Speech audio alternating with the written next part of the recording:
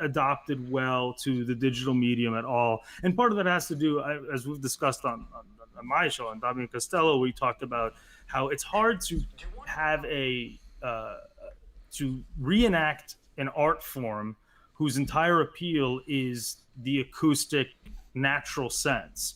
Live, so unaccompanied, unamplified voice, right? The unamplified voice. How do you share the unamplified voice, the real violin, where it's nothing but you and the performers electronically? So we have to adapt. Some people have done it. Dallas Opera has adapted very nicely. Nothing beats, of course, the real thing, but does anything ever beat the real thing? Yeah, it's a challenge, but in these times, creative people are being creative and doing some really good work. It's great to see the companies who are, Atlanta Opera is doing some great things. You said Houston is doing some great things. Yeah, I've got Carlene Graham's going to come on the show. She was my director in college, my opera director in college as an undergraduate. And then she was so involved in these projects. I'm like, that's so cool. I can't wait to talk to her about, they were actually ahead of the curve. They were doing a lot of this stuff pre-COVID. So when COVID hit, like, we got this. We'll just expand what we're doing here. But what a challenge. Yeah. I mean, not many companies have not done a great job adapting to this. And that's, No, they haven't. Many have not done a great job adapting to it. It's just, it was something my doctor told me when this first started. He's like, it's not the singers, it's the audience. That's where the real challenge is. Absolutely. Because, the art form is, what is it? Like, the Met is on the high end, where something like 30% of their revenues from ticket sales. That's on the higher end. So that means most companies, less of their revenue is derived from ticket sales. It's all donations. They need that money, and they can't open. It's costs too much to put on our productions, and it makes no sense for you to have 100 people or whatever 10 or 20% is. It just doesn't make sense to have 70 people sawing away in the pit, me and you wailing on the stage, and then have 20% audience. It just doesn't. The math doesn't line up. And the audience is skewed older towards opera and classical music, so it's even more challenging. Everyone's got to be vaccinated. You have to maintain social distancing protocols. We've had some Broadway singers on too, and that Broadway is even more challenging. I mean, that's all about stuffing as many people as you can into as small an area as you can. That's going to be a real interesting to see how that rolls out. I think our business has so much to learn from Broadway. I mean, the elitist singers, we make fun of how they sing. Oh, they don't know what they're doing. But you know what? They don't need money from the government. They have a full house, and a full house can pay for what it's watching. And we can't say that. So who's the dope? I think it's us in this case, frankly. I find that all the arts can cross-pollinate, especially, and there's some great innovation being done there. And I look forward to seeing how this is going to actually change things. I'm a big fan of your show. I think Dabi and Costello is wonderful. And I really enjoy listening to the different guests, and congratulations. So why don't we take? Why don't we're going to talk about Dabi and Costello later on. Why don't we go and look at your artistic journey? So did you always know you wanted to be a singer? No, I did not. I definitely didn't want to be a singer. I thought I was going to be in the NBA when I was a freshman. Nice. That when I couldn't even crack the 7th and 8th grade squad, that was sort of a clue. I wanted to be the next John Starks. That didn't work out. But I did have a thing for acting. I thought I could be an actor, but I don't remember what it was. It's just, everyone's, I want to be an actor. I want to be an actor. That kind of, dissuaded me. And then my grandfather took me to see, his coming a little full circle here, to see Les Miserables. I was 15 years old. And I'd come see this show, and it was awesome. I just thought it was so damn cool. Whoa, they're singing. And I come home, and, I always had a penchant for imitating people. I used to always imitate my teachers and whomever when I was growing up in school, and get my mom in trouble because she'd start laughing. Teacher conference, which was always a hoot. But I started imitating the singers just for the hell. Like stupid voices, but it stopped being kind of funny. I didn't sound like that, by the way, but it stopped being funny. And mom pushed me into the choir at school, and I heard, the good kids, and I'm like, wait a minute, that's the good kid. Okay, I think I might have something here then, And then, you do auditions and you get things and it's like, oh wait, maybe I'm actually pretty good. And auditioned and went to Rutgers, went to Mason Gross, of course, with Heard of that our place? alma mater. Yeah, heard of that Yes, place. I studied mostly with Judy Nicosia, who was just a wonderful woman. I call her a mean old lady, but she's anything but. She was just tough and just don't go in there with a rhythm mistake, or you're gonna have a really bad time. But she really whipped me into shape, and more so than anything, like taught me how to be a singer. The weird things that you don't think of, like how do you find your note? That's not a typical thing you find in a voice lesson. How do you find your note? You're expected. What do you mean? And she sort of taught me how to do all this kind of stuff. I kept singing in grad school, where I met my current teacher for now 17 years, and Mark Oswald.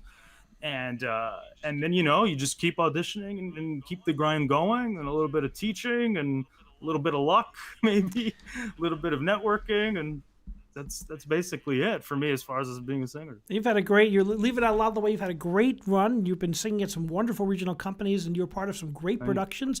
I follow you on social media, and it's like, oh, it's great to see people you've met along the way doing such wonderful things.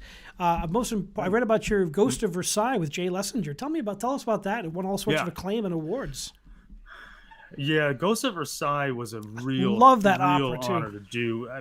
Yeah, it's quite a good piece. And John Corigliano was there, the composer, of course, and that was a real challenge. I thought I was going to be Figaro during that thing, because I had done Mozart Figaro, I had done Rossini Figaro, and I wanted to go for the trifecta. I wanted to be Figaro, and they kept on pushing, and they said, no, you're going to be Beaumarchais, and it was one of the most rewarding and difficult musically, certainly. I mean, there's some scenes where you just have to pull those notes out of God knows where, but it has such an effect on the audience, and it was such an amazing show to be a part of. And I'd worked with Jay prior at Chautauqua Opera, so we had a rapport there, and he was tough on me. He was tough on me because he knew he could be.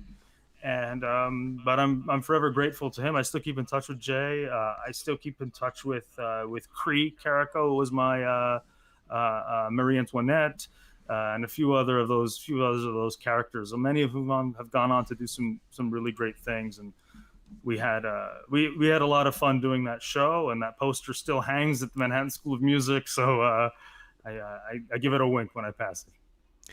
Now, you was telling me in the pre-show that you're finishing up your doctorate. Are you done? Or are you finished? I finished. Yeah, I finished. Where did you go? I did Manhattan School of Music. So I didn't even think I was going to finish. I didn't think I was going to finish, thankfully, because performing had picked up. So I started the doctorate when performing was low. I'm like, well, we'll see what happens. I don't want to like the pandemic's been just absolutely terrible. There's no, it's the worst thing that's happened to probably most of us, not all of us. But because they allowed me to have more time with it, and thanks to that, thanks to having the time, not performing and doing that, I was able to grind it out. But that was a blast. I did my thesis on degenerate music that was banned by the Nazis. Fantastic. And that was a personal project for me too. My grandfather, of course, survived. Both grandparents actually survived the Holocaust, and so that was in Hungary. So that was a very important project for me. Sort of hit all of the notes, no pun intended, that I wanted. So yeah, I did finish that one, which was a lot of fun. And I am Dr. Dabi the second. Of course, my father is Dr. Dabi the first, but he's much more of a real doctor in his PhD in chemistry. My kids, I have 4 kids. They're all like, yeah, you're not a real doctor, Dad. I'm like, I have a doctorate, but you're not going to feel better when you're studying with me. You're not going to feel better afterwards. Yeah. I had a young student once, and I reminded her of it. She's now in her 20s and just adorable. And she said to me once, "Oh, you're a doctor, but not the kind that helps people." was how she described me. I'll make you sing better. We'll fix your technique for sure. Yes. And I'll fix your orchestra, your choir. We'll make that work. Yeah, I'll do what I can to fix that stuff.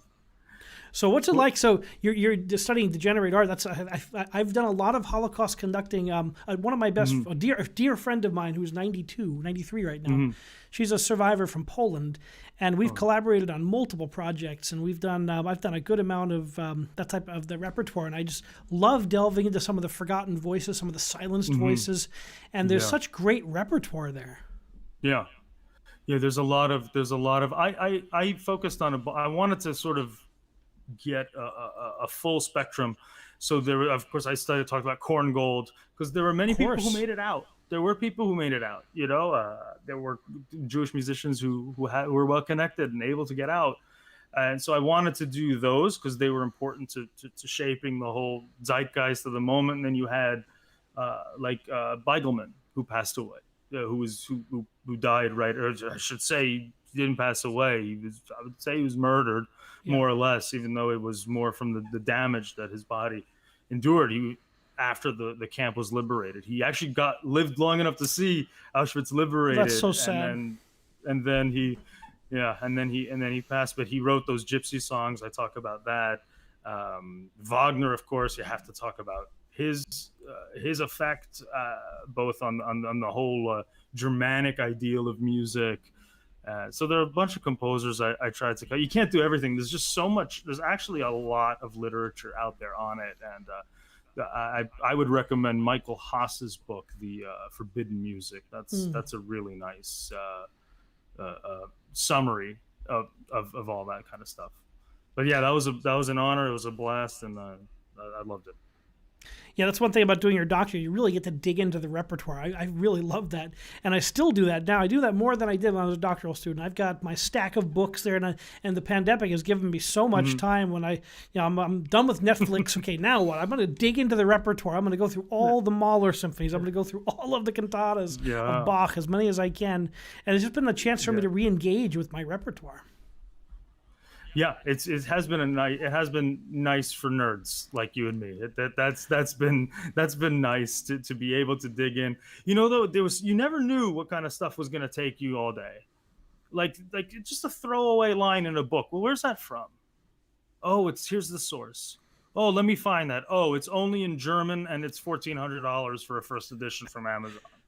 Good luck. Oh wait, I can get a scan from it for the New York Public Library. Oh wait, no, my ID doesn't work. And you just go through I mean, there were times where I spent a day on a sentence, and when you're writing this kind of stuff, but I wouldn't trade it for the world. What a joy it is to investigate and feel like the Indiana Jones of music nerddom and just go because it's history. It's not just notes on a page anymore. And it's a living art form. It's like I tell everyone, it's not a museum piece. It's a living, breathing art form that's constantly expanding. And opera's the same. The new opera's coming out. When you find a great one, and you could see the tradition where it comes from, or where the composer was trained, and the school that it fits in, and it's exciting. It is very exciting, and it's harder for newer pieces. It's just harder for newer pieces, and part of it has to do with that the audience is resistant. I think the audience is resistant to newer things. They want their Bohems, their Carmens, and why shouldn't they? I mean, there's a reason we still perform this. I mean, I have literally made a living off of Carmen and Bohem because I have 4 roles I can sing in either of those things. And I did 3 Carmens in a row at one point. Morales. I'm taking over the world apparently as Morales. The small role at the beginning. I love singing it, but that's where I met Stephen, of course. But you go in there and just start wailing away. But people want to see that. And I'm doing some new projects with American Opera projects. And some of this music is great, but you just hope that it'll come to fruition. Even when you're workshopping a piece, I've done with American Lyric Theater. Larry Adelson's doing some wonderful work of getting new pieces, but I just. It's so hard to mount one of these things. For every Great Gatsby, like you said, there's 100, 200 more that's just are never going to be heard. And It's a great tragedy. We hope that there's room for everybody. Yeah, and you think how hard it is to get an opera produced, right? How much of a Herculean job it is to get it even out there for the first time, and how many operas get a second time? How many Ghost of Versailles are there that get a life of more than one performance during the composer's lifetime? It's very rare. Mm-hmm. Yeah. And think of Verdi only wrote one opera, right, or 2 or 3 operas. It took him a long time to get his formula correct, to get it to where Traviata and Rigoletto came out, and how to get that kind of to find the right libretto, to find librettist, and then to put together a piece. It was a lot of challenges and learning on the job for him. I'm sure it was a lot of learning for him. I'm quite sure that the librettist had little to do with it. And if you don't believe me, you can see how often Il Trovatore is performed with possibly the stupidest story ever conceived. I got a great story about that. I was a company. I was a very small regional company in New Jersey. I'll give it away. Mm-hmm. But I was sitting with a couple of colleagues of mine, and someone was the lead role, and I was there in the audience with a bunch of music people, and someone must have messed with the subtitles because it said, I hid the baby in my cloak or something like that, and it said I hid the baby in my anus. Never piss off the person doing the subtitles. That's all I'm going to say. When I was in Rutgers, I was doing Marriage of Figaro, and it was like my first real secco recitative opera. And there was a line. It was 10 anni io spero di trovarli. I think it's it's right before the quintet. The famous I love that opera so much. Anyway, my opera director at the time did not appreciate that I was not doubling that N in the word anni. And for those who don't know, I said initially 10 anni when I should have said 10 anni. Of course, the latter being 10 years and the former being 10 assholes. So thankfully, I was resourceful enough to double that N. And, you make that mistake once when someone tells it to you. And he's like, you have to double it. It means something else if you don't. I said, well, what does it mean? I'm not telling you. I'm going to keep doing it. So he finally told me. I love it. Italian's such a great language, and so have you sung in Italy before? Did that help you? Like I know when I conducted in Italy for the first time, it really it was just so exciting to get to be in ground zero where the music comes from, and you're never the same after that. No, Italy was a great experience. Singing, it was more about the language. I don't know how much it actually affected how I sang in Italian so much, even though like I worked all day and night with Ubaldo Fabri, who was pretty amazing. His Italian is so clear that I went in with totally rudimentary Italian at best, and I understood everything he said. It was just something about how he spoke and how clear and it, almost like a Shakespeare, like a Laurence Olivier kind of speech that you just understood everything. So it didn't really change my singing too much. Some of the style, perhaps, like some of they don't really care about a lot of the rules that we care for here, as far as performance practice. Like they just want to see the goods, they're just, no, hold that higher. It's okay. Hold that longer. Go for that high note. These kinds of things where we have these rules and no, you have to do this. No, none of that. You just That's like the Corelli recording back to back with his Vittoria, Vittoria, and the one in Parma versus the one in London, and the London audience is like, that's nice, and the Parma audience stops the performance for a minute and screams. I love that clip.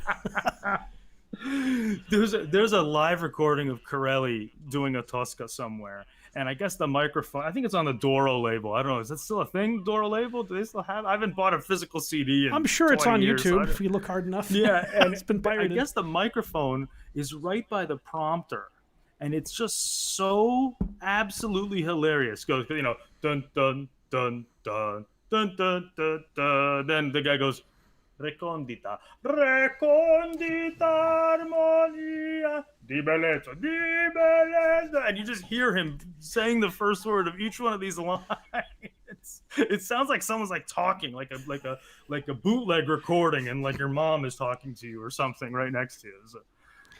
I love that Maestro stuff. Silipini, who I worked with, I got the privilege to work with for 5 years. He was Corelli's coach and pianist for many years. Oh, wow. And he conducted him a lot. And he would tell me all these stories, like how he did his last 2 performances in North America with him, and to get him to sing on the stage was like, it was only 50-50 whether he was going to go on it ever, like, because he was very nervous. Oh, yeah. And like, it would be 100 degrees, and he had to pick him up. That they couldn't turn on the air conditioner, and they couldn't open the windows because he was superstitious. And then he'd be lucky if he can get him into the dressing room, and then they had to. Yeah, he was. I remember that he didn't. I mean, there's so many of these stories that you hear of these great singers. Most of them are sort of made up. Like, I can't say how many fake stories I heard about Pavel. Pavel doesn't read music, and my teacher's like, no, I sang with him. He very much reads music, and this guy never had a teacher. No, he very much had a teacher. But it seems to me like all the Corelli stories are true. From what I've heard, So, people like, who were there who liked him and knew him and like really liked him. Some of his colleagues, I got to know some of the old colleagues through Silipini, and I mean, he would be so nervous, like he would throw up backstage, and if he cracked a note on the stage, he would just go in the cab and go home. That'd be it. Done. Oh, and he just rip up the furniture too. I heard he just would get mad, and he would want his call time as close to his first entrance as possible. I get that, actually. I don't like to sit around and stew backstage. That gets to me. So I and they always, it's kind of funny. It's almost like there's a backwards hierarchy where you'd think that that's what most people would want. But I remember our Carmen would like in Dallas, she would have to be there like, 2 hours before curtain. And I'm like 20 minutes before curtain, put on the costume, make me up. And I start the show. Boom. She's got to wait, for all the kids to yell and a few other recits. And then she comes out with her, quand je vous aimera. I think I could do any role in that piece, actually. When you've done it, I've conducted like 10 performances. I've done 3 productions, 10 performances. So yeah, Carmen's such a great show. Just up and down. What a great drama. Do you know it's one of the only really well-known pieces that's done so well that I don't get sick of? Bohème I can't hear anymore. I just, unless they're paying me, I can't hear. I can't hear Bohème anymore. It's amazing with Carmen, the number of hits. The number of hits in that show.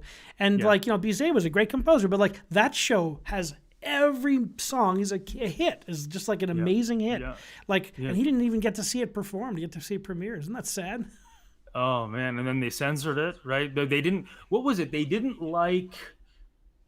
Oh gosh! I had to do this for my oral exams, and I don't even remember. There was something like they didn't like that Carmen. I don't know if it's that Carmen. They thought she won or something. It was some really weird kind of sensory thing that they didn't like, that she was too powerful or something, and he had to change some things or something. It was just bizarre, the things that were upsetting back then. I did a production. I did a fun Narcos Carmen. Yeah. That was a blast. They made Carmen Griselda Blanco, who was the female Pablo Escobar. So it was all set in the 80s and the 70s, and it was like it was a wild, fun production. It was kind of fun. There were guns and. That's cool. I like when they do that. But there was one they did in Italy where she kills him, where the Carmen kills the José in the end. And it was so bizarre because then what do you do for his last line? Right? That's the best line in the whole piece. It is. So she sang it. And I don't even know how that. Yes, she sang that line. It's the best line, and one of the best lines in all of opera, the way that thing ends. And you're going to just, I guess people are bored. Germany was headed as a talk show with, Ronald McDonald as Carmen. And we lost, I was talking about it earlier this week, we lost this week a mentor of mine, the great harpsichordist Ken Cooper. I saw that, He passed away at 79. Such a great artist. He was such a goof, such a funny guy. And I asked him about Mozart Ornamentation once. I asked him, like, for years, even when I was an undergrad, you were just starting to be allowed to ornament Mozart. It was verboten.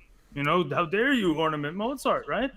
It's pristine, it's perfect. Who cares that all of his contemporaries ornamented their stuff? And who cares that Mozart himself wrote ornaments in other scores? No. You do it exactly as it's written. And he says to me, it's always the Germans. It's always the Germans. That's just what he said.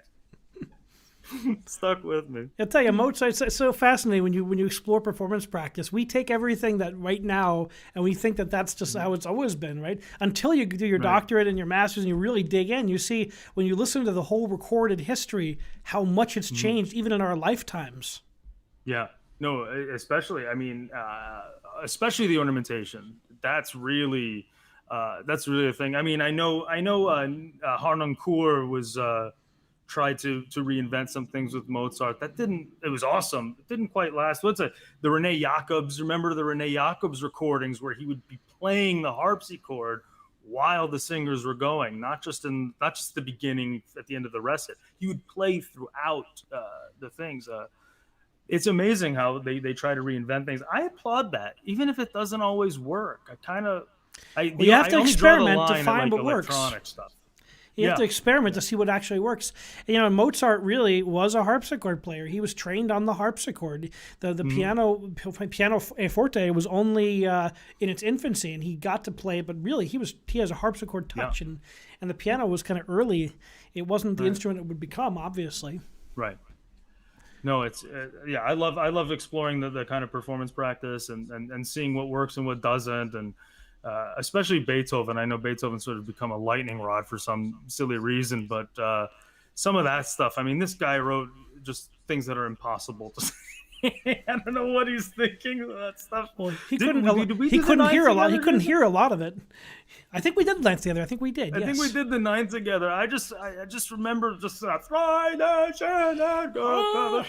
Oh, it just doesn't end. How about the soprano centers holding that high A for like 20 bars?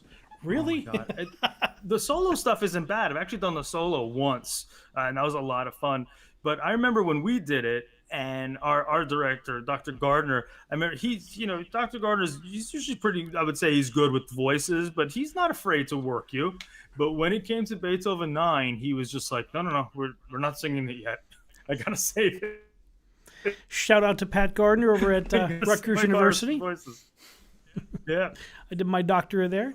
Donna Zappola. Hello, Donna Zappola. It's great to hear from you. She's on the chat feature. Yes. My God, it's been a long time. Oh, that's another singer I worked with. I remember Donna came in once and she said it was our undergraduate opera thing. And we just received this long, annoying, self-righteous lecture from the opera director at the time who said that, all you singers, you guys are weak and you should, you get sick so easily and you need things to be perfect to sing. And Donna was coming from somewhere else. And she walks in at the very end of this, so she missed this part. I never told her the story, so she's going to hear this now. And Donna said, they're like, is there anything anyone wants to add? And Donna goes, yes, I have something to add. Because we were talking about auditions. If you feel like you're sick, don't sing. From a professional singer like Donna, who had a very nice career, I would buy that in a second.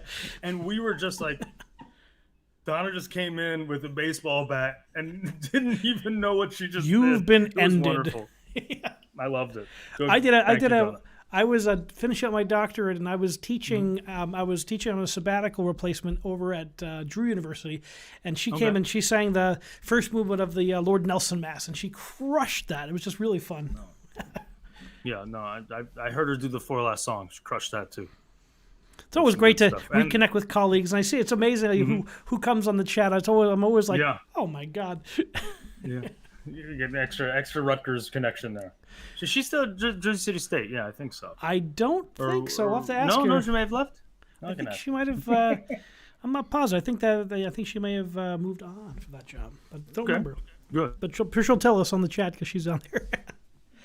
So tell us about your decision to go into podcasting, because it's been a great success. You and the great tenor Stephen Costello, and it's been a real pleasure to listen to it's been a blast to kind of demystify the opera, some of the great singers. Stephen has, apart from being a great singer, he has the gift of gab. This guy can have an interesting conversation, or at least entertaining conversation, with a stop sign. And he knows what to ask. He just keeps prodding. And we just had these conversations, he and I, and when we were together and people just were laughing, and I'm like, I didn't really think it was all that funny. We're just shooting the shit, really. And Steven said, and then people were doing Instagram lives over the quarantine. And I said, Steven, do you want to do it? He said, yeah. He's like, you got that voice. Yeah. It's like, you take your eye out if you're not ready for it. And, those tenors, those silly tenors, Jason. And so I'm like, I thought to myself, there's a little counter in the corner. And I thought to myself, if like 20 people watch this, I'll be thrilled. Right? He started it up. And sure enough, I see the counter and it's about like 20, 30 people. I'm like, this is so cute. This is so nice. I didn't realize that was only my counter. He has one. And of course, he being the big opera star, it's like, yeah, we had like 600, we have, 600 people. I'm like, okay, maybe we should, pursue this. And, and I invested in some equipment and so did he actually. And then we just started going weekly. We had so many singers out of work and so many singers, so it was a little depressing at times, seeing so many people. I mean, some of these figures of money lost in these gigs is just astronomical. And then not just money lost, but like, how many years does it take to book those jobs? And how far in advance did those singers have to book those jobs? 3 or 4 years, some of them? Yeah. I mean, even now in a situation where the Mets opening is slightly, tenuous, it's most likely going to open on time, thankfully. But already, we had Latonya Moore, Opera News cover girl and Grammy winner now, Latonya, and as soon as we get off the air, she's like, they need to tell us because we have to book, we have to book in advance. But it's been a blast doing that show. It's nice to be able to see my friend, especially when he's now in Paris. So it's been nice to see that, and we have a lot of great guests. We interviewed Aprile Milo, which was such a thrill. I mean, that's like a legendary living legend. She came in. We had such a show, and I'll tell you, she started talking about her dad. She started talking about her father. Her father was a singer, and I'd not known this. And just while they're talking, I just quickly YouTube, I just Googled it, and I found this because she posted under her name, her father singing Pagliacci, right? So I'm like, let me take a listen to this. So you have your earpiece in, you could hear anything that's going on, and I'm listening to this guy, and Jason, he's fucking great. This wasn't like, I'm gonna be completely honest. I thought it was gonna be like, it's gonna be like a nice voice, and this guy was awesome. He crushed it. I said, Steven, you got to hear this. It's like, okay. And I played it over the show. And I should have warned her more that I was going to do it, but she just sobs, in the middle of our show, hearing her father sing. And I think that those kinds of moments are why we do what we do. I think we find that human connection. And just the fact that he just sang the shit out of it. It's like, this isn't like some, my dad used to sing, and then you like hear him like it's like him on a ukulele or something. This is like, no, my dad used to sing. Wow, it's so amazing when you can make those discoveries and the podcasting format. I didn't really do much of this pre-COVID, but I was running around doing 8 rehearsals a week and guest conducting and this and that. Yeah. But when you can get behind the scenes and learn more about people, it gives you a real behind the scenes look at who people really are. And I think that's such a special part of it. And you learn so much and you find an audience who enjoys that. It's really kind of magical. No, it really is. It really is magical. And it's fun. It's fun to there's so much to tease in this ridiculous business. It is a ridiculous. I mean, what we do is ridiculous. We stand on stage and yell at people for 3 hours. It's absolutely absurd. I wouldn't have it any other way, but it's absolutely absurd. And with that comes a business that is doubly ridiculous. Insofar as who you hire, why do you hire, like what is the rehearsal schedule like? Well, you don't know what your rehearsal schedule is like until the night before. Oh, we can only do 6 hours, but you can do 7 hours in Germany, and these are the breaks. It is so fakakta, and there's so much to laugh at, and you have 6 coaches. You go out there. I did it like when I was doing Carmen. They're all native French speakers. You know, every one of them has a different idea of how the word is supposed to go.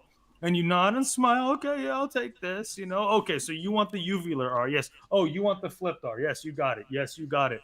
I mean, there's just so much to laugh about at this business. And the conductor changes it, and then oh yeah, and then the conductor, yeah, and then the conductor decides I'm going to change the tempo just to see if he's watching me. Yeah, that's a good one. Has anyone ever done that to you? That's a good one.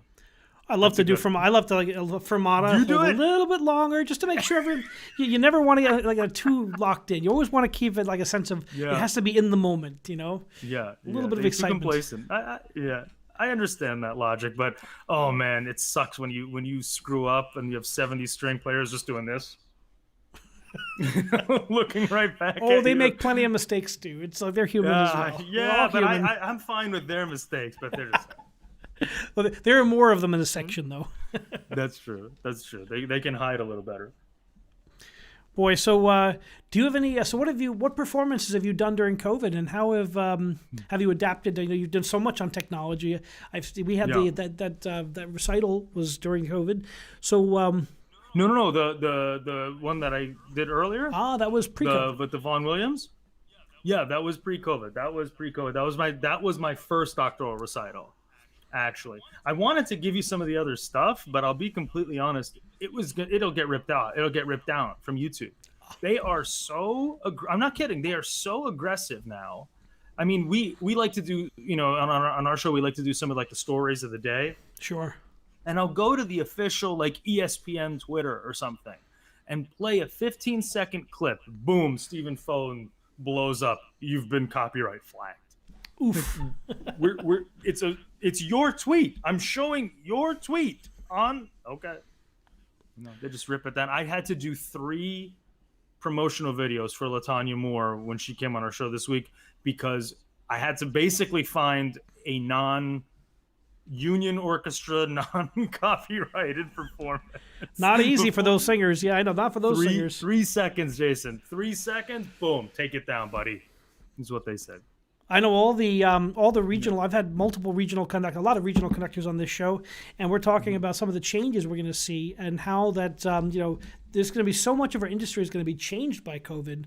What are you finding in your conversations, both on the show and in your industry? How do you think things are going to change when we come out of this? It's a good question. I think that.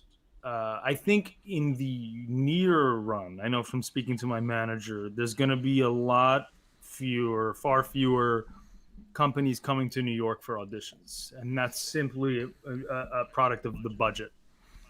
So it's going to be more incumbent upon singers to travel to audition, which is always sort of a bummer. But I have to say, much easier in Germany, much easier in Europe than it is in the United States.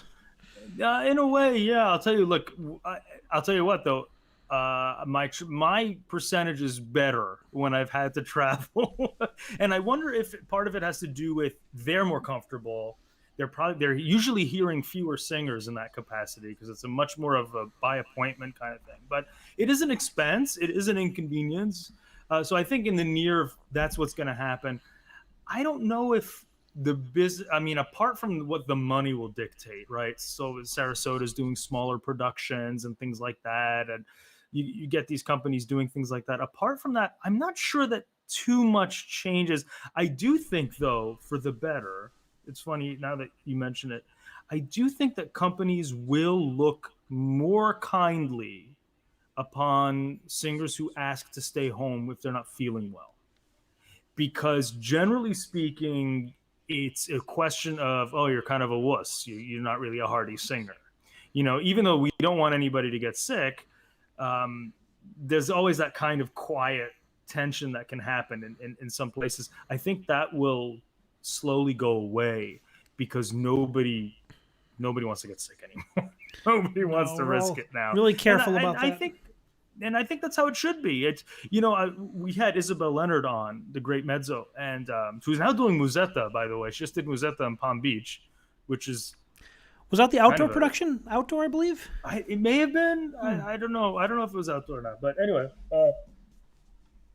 Isabel made a great point that whenever a singer has a problem, the first instinct for people is to say that the singer is the problem. You were singing incorrectly. You should have done this.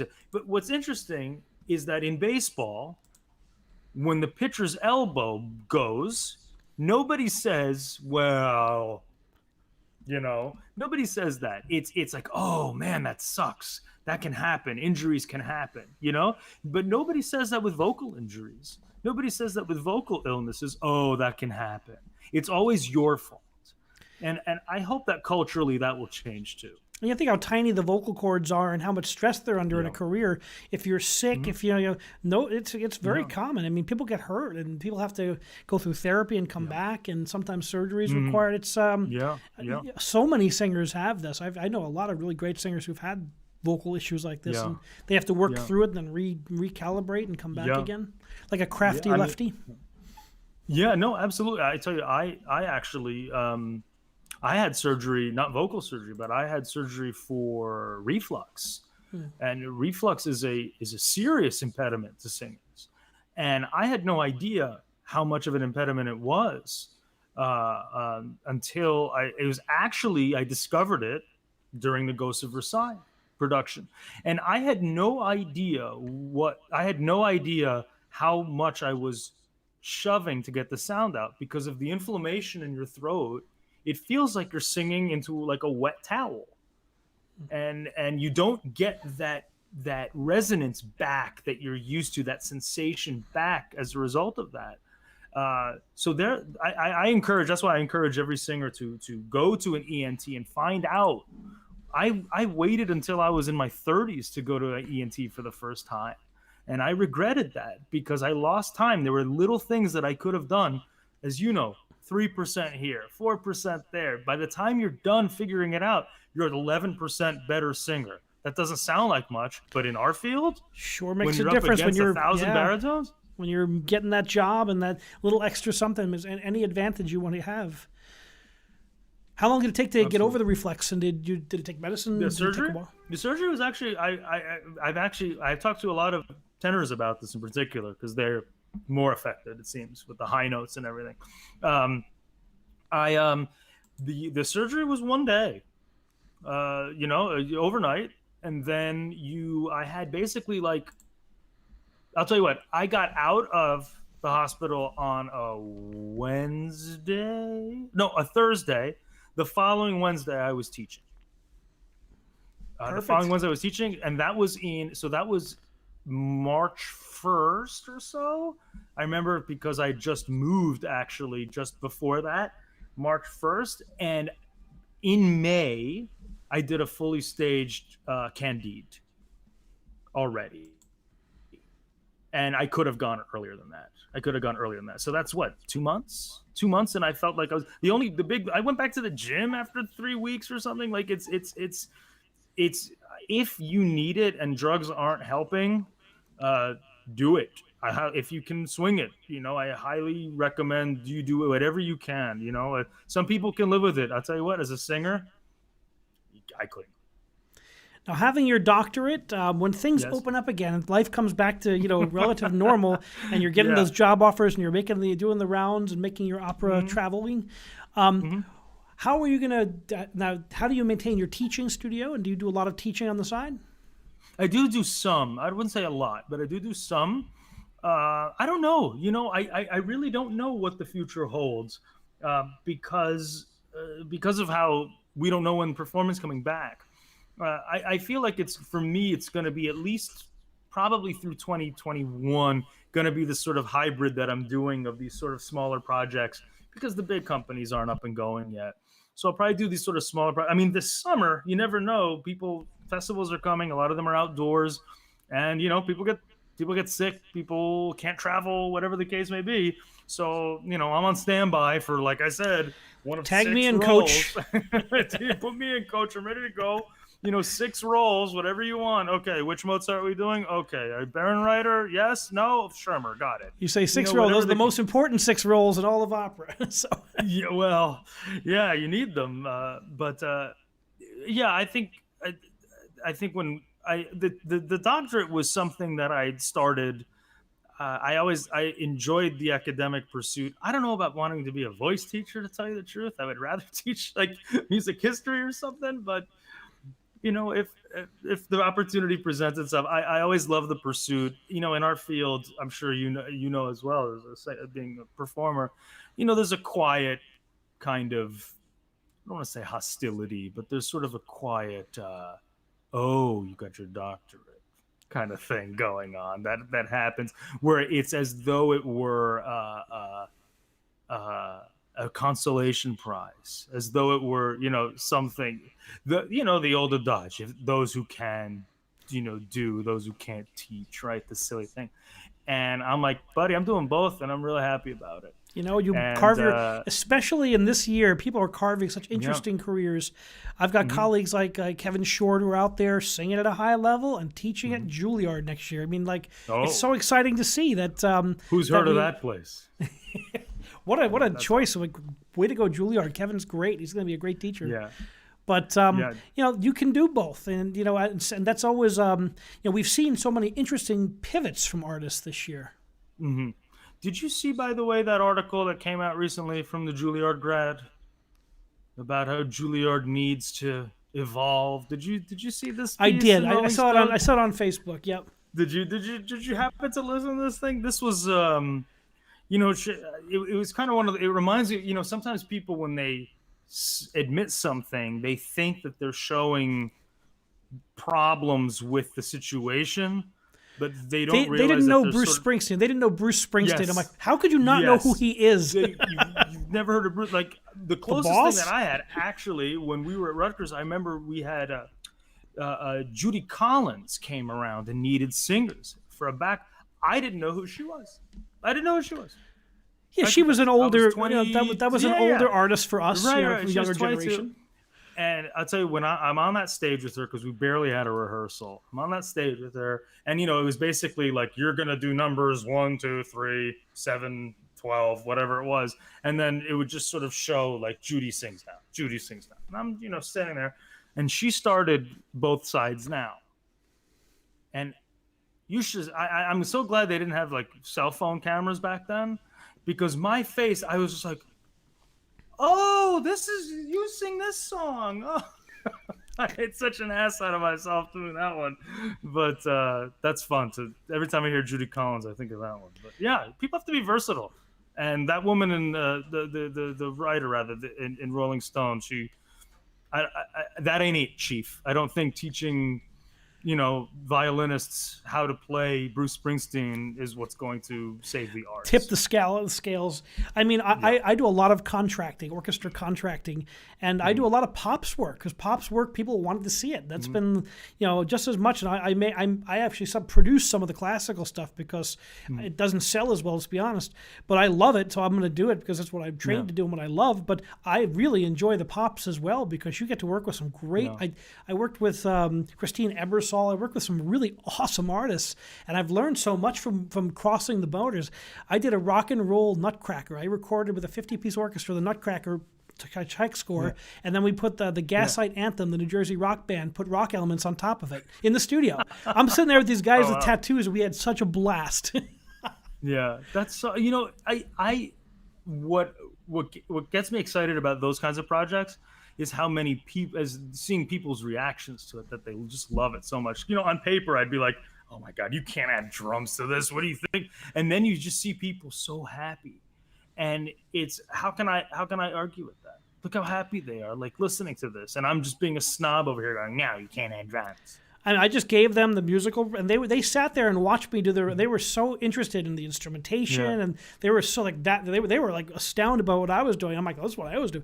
And then I was like watching them in the studio, like they're these ninjas, like, oh my God, they're like Gandalf in the studio with these, like, it turned it into something I never imagined it could be. That's fantastic. I love that. They should do more of those things. And we have this discussion on our show a lot about how there's just the barrier to entry for classical music. It's high. It's high. There are gatekeepers. Like, people don't know how to watch the opera. They don't know when to cheer. They don't know, and they're afraid. They're intimidated, so they just don't go. And you know, I got into I wouldn't say an argument. It was a good discussion with the great bass baritone Christian Van Horn, because you know Norman Lebrecht, the musicologist who runs Slip Disc, I like his books very much, but yeah, I know people have opinions about his site, but he wrote a piece for the Critic where he said that why don't we clear out some seats and let people stand and drink? While more like sports, while they're look at all the small companies in Brooklyn. Look at all the the companies in New York that are really innovative. They're doing that. They're saying let millennials come and have a beer and watch an opera in an abandoned warehouse. You know, and they're doing some really good work. There's some really good, intimate, like edgy companies who are doing things like the Met can't. Yeah.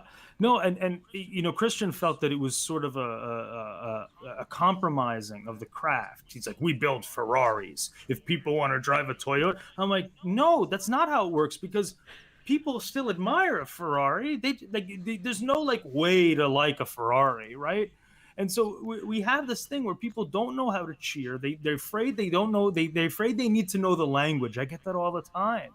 It's like, oh, what? Oh, is that in English? No, but they have super titles? Like, yeah.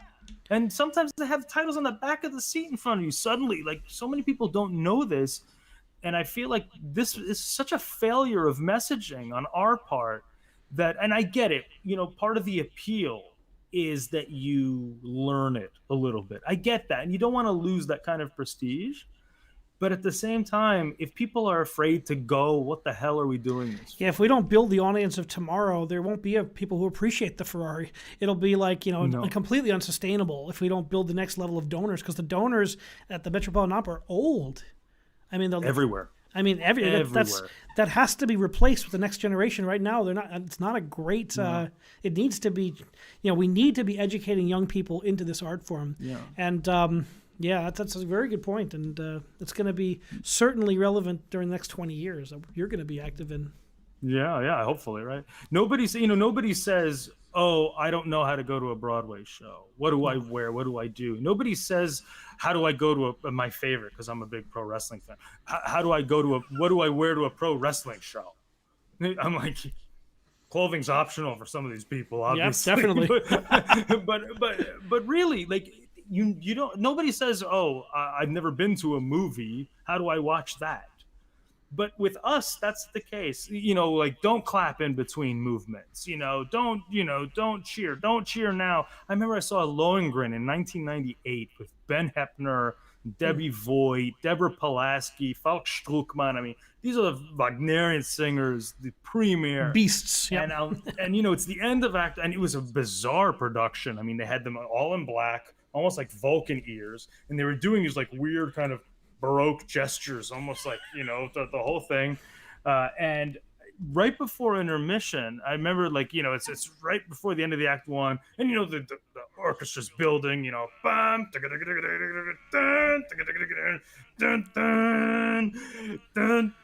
you know, they're doing, you know, Wagner does 45 of these, and then the curtain starts to come down, and we were so excited by this ridiculous display of beautiful singing that the crowd started cheering. Like, this German guy right in front of me goes, shh, shh, shh. Oh no. Shushing everyone, because he wanted to hear the notes. You can't cheer. And then finally, curtain comes down, cut off.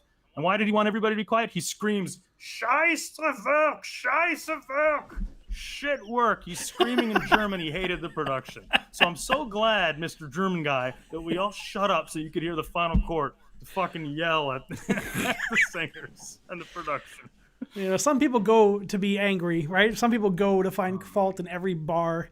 You know, that's the challenge we all face. But, well, it's such a subjective art, right? We all go for different reasons. But, you know, we have to get out there and bring new people in. Europe has a lot more engagement with the opera and the classical music at a younger age. And that's where, you know, public schools, we have to make music important in the public schools. Yeah, I think that there has been, I think in Europe, it's so much more part of the culture. And I don't mean that in the sort of general sense. It's so much more part of the culture in it's like what Eddie Izzard used to say, the comedian. He says, yes, I'm from Europe. That's where the history comes from, and he's talking, yes, castles. We actually have them here. He says that, but it's something like that, yeah, we have Verdi Square down the street from me at 72nd Street. Great. Like anybody really cares. 1890 something. Yep, that's pretty good. Yeah. Yeah, but people go in Rome, you see there's just history everywhere. You can't get away from it. It's part of the culture. And I think we have an opportunity, especially with movies, because the movies are sort of the ultimate art form here. And I'll tell you what, like that Marriage of Figaro duet in The Shawshank Redemption. Oh, I love that use. Love that. It's a beautiful scene that's not in the book, by the way. It's a beautiful scene, and it's a great recording. That's the Carl Boehm recording with Hermann Prey and Gundula Janowitz, the great Reichian soprano, and I think Schwartz was it Schwarzkopf in there? I don't remember. Yeah, Schwarzkopf too. Yeah, and the whole Reich was represented. Yeah. Yeah, it's a great recording, though. What a great recording. It is a great recording. And I absolutely loved it. And it's such a moment that everyone remembers. And yeah, it sounds kind of silly when people are like, oh, where's the Shawshank duet? Where's the Shawshank duet? But still, it's something like that. I feel like Star Wars has that power, too, right? Where the music is part of it. And Looney Tunes, like the Anvil Chorus and Looney Tunes, or the Barber Rossini, of Seville, and the Rossini, Rossini everywhere. We need to embrace this more. We need to do more of this and add this. I mean, whatever gets people in the art form. I teach an introduction to Western culture course at my university, and at first I'm like, ugh, I don't want to do this. But then I'm like, I love this. I have 37 kids in a classroom. I say, who's ever been to a live performance? And every semester it's like three, maybe half of them have been to a rock or pop concert, and maybe a few of them have been to an opera or a ballet. And I can use that as a chance, and by the end, they understand. We'll talk about, I'll make them watch a scene of an opera. We'll make sure we translate it. We know what's going on first. It's something that they're going to understand, being 18 to 24-year-olds. And then they're like, oh, this isn't so bad. Okay. No, they learn that it's just expression. When it's so funny, every time opera's in a movie, it has such an effect on people. I remember even it was of all movies, Face Off. Remember Face Off? I saw Face Off. Cage and John Travolta. There's a sequel coming, which is my kids. I have my 18-year-old twin girls and my son Quentin at 21. They're always making me watch really bad Nicolas Cage movies, and he's got like the worst. He's like put out so many movies in the last 10 years that are just like horror show bad. Yeah, some of them are like bizarrely brilliant too. There's a couple of weird ones. Yeah, there was an H.P. Lovecraft movie I loved with all the color purple. That was strange. Time Out of Space, right? Ooh, yeah, things like that. But my son read the book and wow. Yeah. I remember in Face Off when he's sitting in the chair after getting his face off, and you hear the Pamina, the Achik from Magic Flute. And it's the Evelyn Lear recording, the great with Fritz Wunderlich, one of my all-time fave singers. And it just has such an effect, and everyone thinks it's cool in that context. It's like, well, let me show you something else, but you need a concerted effort to do it. I think we can. I think opera needs to get over itself a little bit and be more relatable. And once we do that, then I think the references will come. And I think we can do that without sacrificing our prestige and without sacrificing our craft to make it more accessible. I want it to be for everyone. I don't care age, background, whatever. I think it should be for everyone. It's rock and roll. It's just the human voice. When it's done right, it's so damn exciting. Yeah, I think it can be the most exciting but we have to allow the audience to enjoy it. I'll tell you, it's like, speaking of, my mom's going to be like, stop talking about wrestling. But I'll tell you, when I went to a wrestling event at Madison Square Garden, I remember at one point, one of the wrestlers, we were really close, turns to the crowd and just starts yelling. Well, he was just talking shit. It was just funny, right? But I couldn't move because I realized that this was the first time. It was Sheamus, by the way, in WWE. It was somebody just got outed as a wrestling fan. In any event, so Seamus turned to the crowd and yelled something. And I'll tell you what was so fascinating about it was I realized that that was the first time that I had ever heard his actual voice or any of the wrestlers' actual voices, not through my television, not through a microphone. Like I actually heard him, and it had such an effect. It's so human, for lack of a better word. But that really resonated with me, and that's what I think the same effect that we need to give. I just saw a great podcast for the Joe Rogan podcast with the Undertaker. Did you see that? That was I heard all that the man. It, I don't know. I grew up with that. With him, he was in the business for 30 years. That's unheard of as a wrestler. His body, he had both hips replaced. It's been crazy. Mm-hmm. But the discipline that he had to go through to get that job, I'm like, anyone who did what he did, that level of discipline to their craft, will be that level. That's how you become a star. Is that like it's the same with a singer, same with a great violinist. Is that discipline to your craft? I mean, this guy worked his butt off, and he had to became this character, and it was like. Became like a role that he played, and they gave him that role because he wasn't a good actor, so he just had to wear a bunch of makeup and just kind of look scary and big. Yeah, but he lived that role with the eyes, with everything. Yeah. But listen, I'll tell you what, I appreciate that, but with just like in our business, there are just these people that are freaks, and they open their mouths, and to people listening.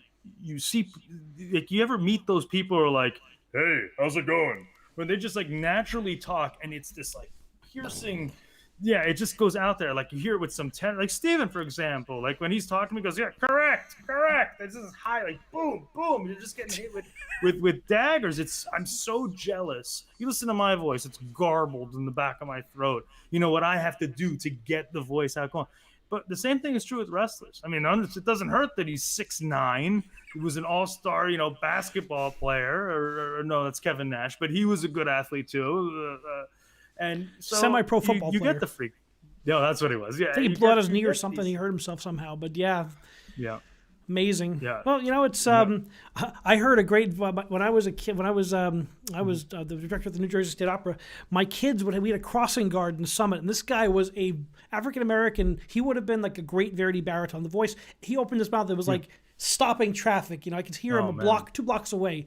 He had all the squealo, all the squillante was natural in the instrument. I'm like, boy, I wish someone would have taken your voice lessons. Yeah, I mean, there's sometimes situations I've heard of people who just, Sharon Daniels up in Boston. That's how she discovered Morris Robinson, the great bass.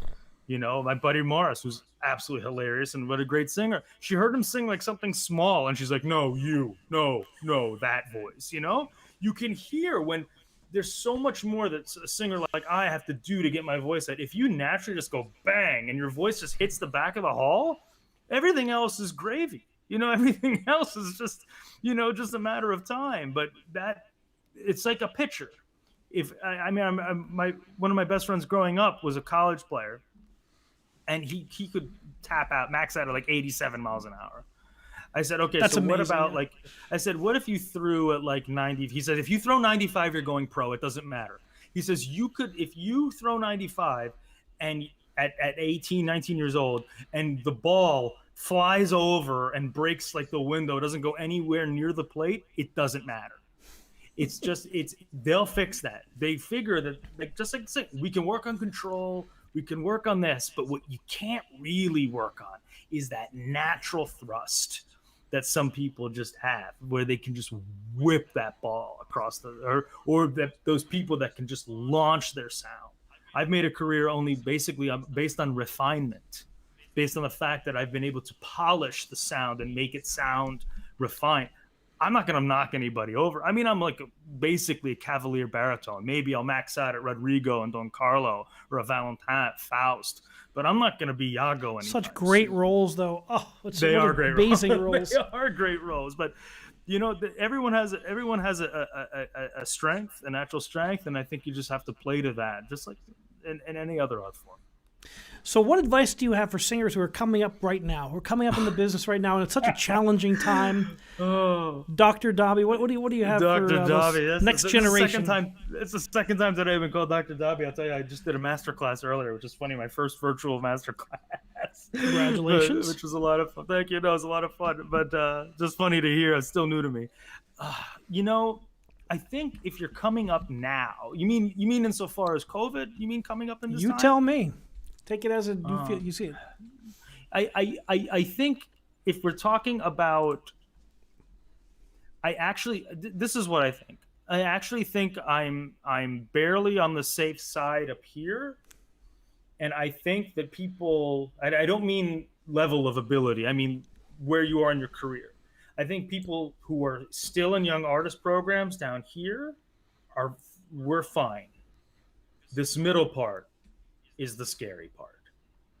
The middle part is the scary part. I think that the younger singers will be able to persevere because some of these programs, for them, it's just about getting the experience and padding that resume so they can get some representation so that they can go on from that. It's at their level, it's almost more important just to get the gig than it is to do it, if that makes sense. It's that sort of stamp of approval that you got. The competitions are still happening. You know, some of my I call them my draft picks are doing quite well. You know, in the Metropolitan Opera regionals, and you know, there's a promising future. They feel sort of gypped or ripped off, I should say, that they were denied sort of some of these full experiences. But you're okay. They're gonna be okay, and it's about getting the experience and padding the resume. And I think the people at the top or near the top of the business are also going to be okay because they'll be the first ones people call when we come back. We're going to go back soon. We need to. Yeah, we will be back soon. I think we will be back soon. But I think the people in the middle there, in that middle area, that's going to be harder because